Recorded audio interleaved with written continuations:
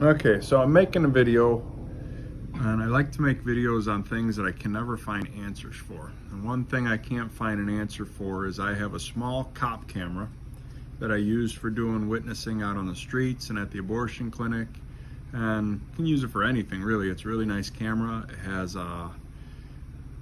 it's called a MIUFLY. This is the camera right here.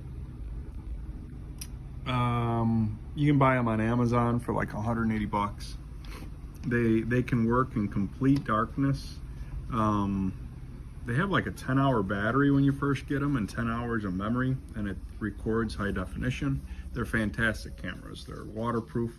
They're really nice. The only problem is my battery started going out, and I looked online and I could not find anybody who ever took one of these things apart or tried to replace the battery. So I looked into it today, and this is what I found.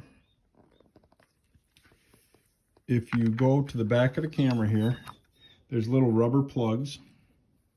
They look like this little guy here in each one of these 4 holes. And if you pull them plugs out, there's Phillips screws under there. You pull the screws out, and then once you get the screws out, if you pry in here, the front comes apart easier, and then the bottom finally snaps apart and it falls apart. You're able to separate it like this. The battery had this little black housing on it, and it was laid in here really nice. And this plug was plugged into that little spot right there. You can kind of see in the thing. So anyway, I got the battery out successfully. Now I have not gone and looked for a new battery yet, but this is the battery.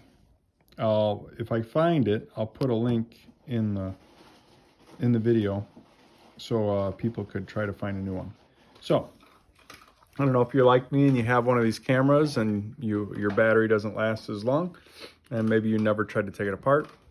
Here's a video on how to do it. When I get the battery, maybe I'll do an install and see how everything works out. Thanks for paying attention, and I pray that this is a blessing to you.